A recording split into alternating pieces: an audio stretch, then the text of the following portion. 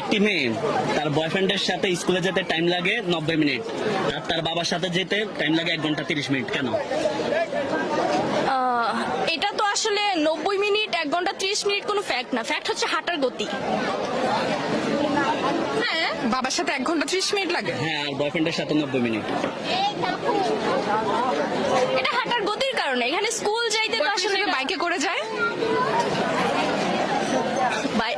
বাইকে করে যায় কেন? বাবারও তো বাইক থাকতে পারে বা গাড়িও থাকতে পারে। এটা হাঁটার গতি বা হচ্ছে কি দিয়ে যাচ্ছে বা হচ্ছে দূরত্ব কতটুকু, এটার উপর ডিপেন্ডস। হ্যাঁ, একটি মেয়ে তার বাবার সাথে স্কুলে যেতে টাইম লাগে 90 মিনিট, বয়ফ্রেন্ডের সাথে যেতে লাগে 1 ঘন্টা 30 মিনিট, কেন? কারণ হচ্ছে বয়ফ্রেন্ডের সাথে গল্প করতে করতে আস্তে ধীরে ধীরে যায়।